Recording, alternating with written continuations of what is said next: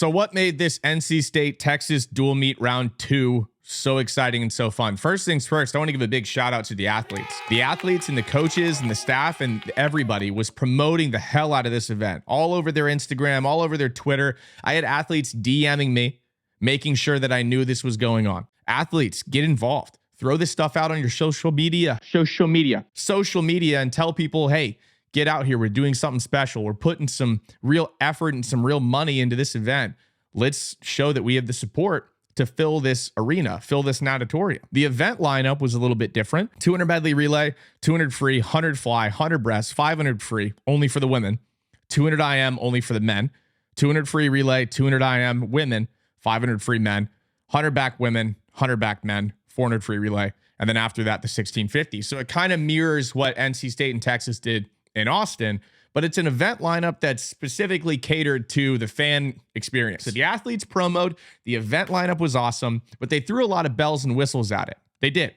We had an on-site announcer absolutely crushing it. We had walkouts. People were doing like UFC style walkouts for their events. It was awesome.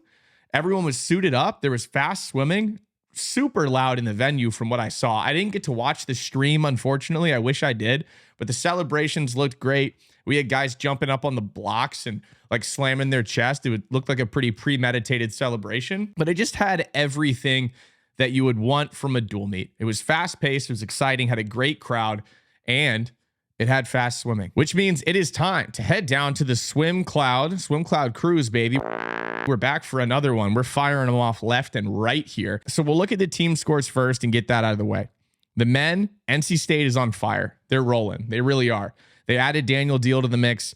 Kasper Stakowski had one of the more ridiculous swims of the meet. We'll get to that in a second. But they took out Texas. Texas, though, bringing in Jake Foster. Things are getting a little more interesting for Texas than I thought, they would be at the beginning of the season. On the women's side of things, the Texas women, I'm going to talk about them a lot in this video. I'm going to talk about them a lot. I need some water.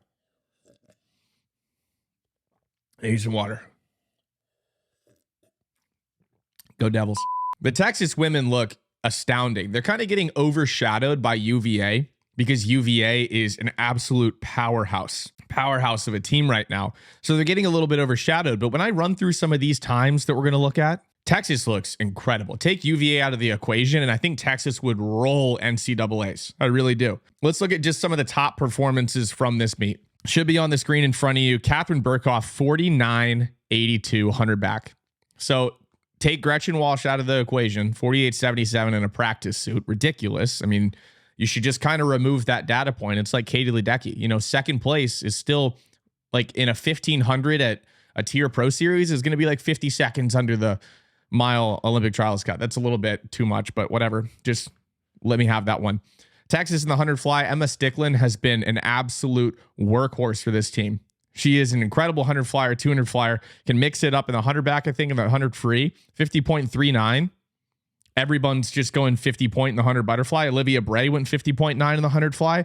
I remember watching Olivia Bray throw down a 50 point in the 100 butterfly at Big 12s, I think 1 or 2 years ago. I had a great commentary piece on that if you want to go listen to that. I'm just saying. And she got absolutely fired up. She was kind of in a little bit of a tricky spot, getting stuck, on best time land.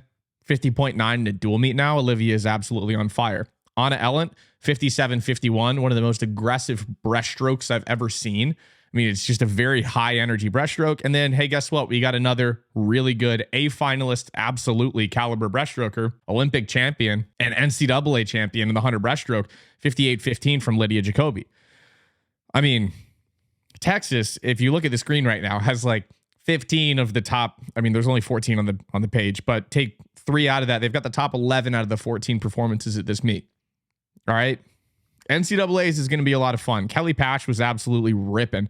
154.47 in the 200 IM, 142.88 in the 200 free. That's fast. Erin Gemmel, 143.52. Yeah, she's on Texas. Texas looked really, really good. We're going to look at the medley relay real quick. We'll run through the relays and we'll go into the men's side of things. 134.20 to a 134.40. 135.1 in that third spot. Looks like Texas was like, hey, maybe we can sneak a quick 1-2 in this 200 medley relay. And based on, when you have an Anna Ellent and Lydia Jacoby, you can split them out. When you have an Emma Sticklin and an Olivia Bray, you can split them out. I mean, the 134, 2381, 2602 from Lydia Jacoby. I mean, come on, 2278, 215 from Ava Longi, 2187, 2590 from Anna Ellen. I mean, the breaststroke powerhouse of Texas is just, that's what they are. They are a breaststroke powerhouse. Kennedy Noble, 2375, Abby Earns, 2685, 2310 from Sheehan. And then Catherine Burkhoff, how about a 20.7? How about a 20.7? I know I said recently that I think the only person with any sort of outside shot at breaking 20 seconds in a 50 free is Gretchen Walsh. And while I still do think that's the case, I think I owe Catherine Burkhoff an apology. 20.70 in a dual meet. Whew, that is flying. That is absolutely flying. Keeping things going on the freestyle side of things. How about oh, that's the men. That's the men. I almost just lost my mind for a second. 127.65, I believe, for the women. 22.2, 21.8, 21.7, 21.8. Consistency. I mean, just a consistently fast relay right there. And then 21.7 from Erin Gemmel on the B relay. Fire split. Texas's 200 free relay looks solid. On the NC State side of things, Catherine Burkhoff, 22.52. Not really sure what happened there. I would have expected her to be like 21.5. Maybe 21.6, but maybe there was a missed wall or just, you know, something didn't quite click there. 21.8, 22.1, 22.5. Just got overpowered by Texas's depth in that 200 free relay. Now moving on down to the last relay. Texas obviously exhibitioning at this point because they just laid down the law. I don't know about this whole exhibition thing. I know there are a lot of people that have some really strong opinions about exhibitioning, and I kind of agree with them. If you get stomped, you should get stomped on the scoreboard. Absolutely. We should have shutouts be something that are a reality. I know the argument is that we don't want people to, you know, look like they're getting absolutely trashed by these teams, but I mean, we don't need to be giving out brownie points. I really don't think we do. All right. So the end of the meet, 48-18 from Kelly Pash leading off that relay. Kelly threw together a ridiculous meet here. 48-12 from Ava Longi, 48-3, and then a 47-55 anchor split for Erin Gemmel. Erin Gemmel is going to be a weapon at NCAAs. I mean, Big 12s, I don't think they're really going to have much to do there. I'm going to be commentating it. Might be a full video on that coming out soon. But 47-55, Erin Gemmel put together a great meet, and she, like I said, is going to be a weapon. And Texas went 1-2 at the end of the meet just to kind of say, hey, we also have a 48-0 on our B relay. So, I mean, Texas is deep. Texas, I think, is looking to surprise some people and make things a little bit closer than a lot of people would think that they would be at NCAAs. All right, moving on to the men. Once again, NC State looked great. NC State took the win. It wasn't as emphatic as the women's side of things, but going down to the top performances, it's going to be a little bit more intermixed than the women's were. Texas just really laid the hammer down on the women's side of things. This one, while it leans NC State, you've got a lot more, Texas swims in here. So the 100 backstroke that I talked about, I think I just mentioned that Kasper Stikowski did something a little bit ridiculous. Well, he's looking at you right in the face, right next to Luke Hobson, going 131.8 in the 200 free. So when you're a 131.8 in the 200 free in a dual meet, and you're in second place on the performances list on SwimCloud, on the SwimCloud cruise, something crazy must have happened. Well, it did. 44.37 from Stikowski in the 100 backstroke in a dual meet. Absolutely dunking on people. Stikowski is still, in my book, one of the best celebrations in NCAA swimming history when he jumped out of the pool after winning the 100 backstroke at NCAAs, got out and kind of did the what's up, I am him type moment situation. And he's also the main character in the #1 performing video on my channel, where he didn't swim intentionally slow, but looked like he might have swam intentionally slow to try to save up for the 100 backstroke at NCAAs. A lot of controversy around that. I thought it was an interesting strategic move. I kind of liked it. All right, so Luke Hobson, 131.88 in the 200 free. Jake Foster, guess who's back, baby? 51.22. Jake, good Lord. Good Lord. I know I talked about Noah Nichols and how I thought that he was the shoe-in to win the 100 breaststroke, honestly, at NCAAs. Maybe this is going to be a little closer than I thought it would be. 51.22 is nasty. And then if you just creep down a little bit, 14.48 in the mile in a dual meet happened after the dual meet. Lance, you savage. You savage, Lance. Ross Dant, 4:16.21. I don't know if he shushed the crowd in this situation because he is it's his crowd. So I don't think he would.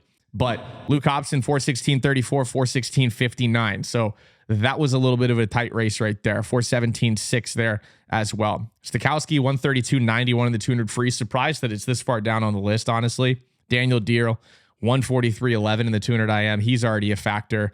Will Modglin, 45.8. I mean, 42.1 from Quentin. Time to look at these relays. It's time to look at these relays because these were a lot of fun.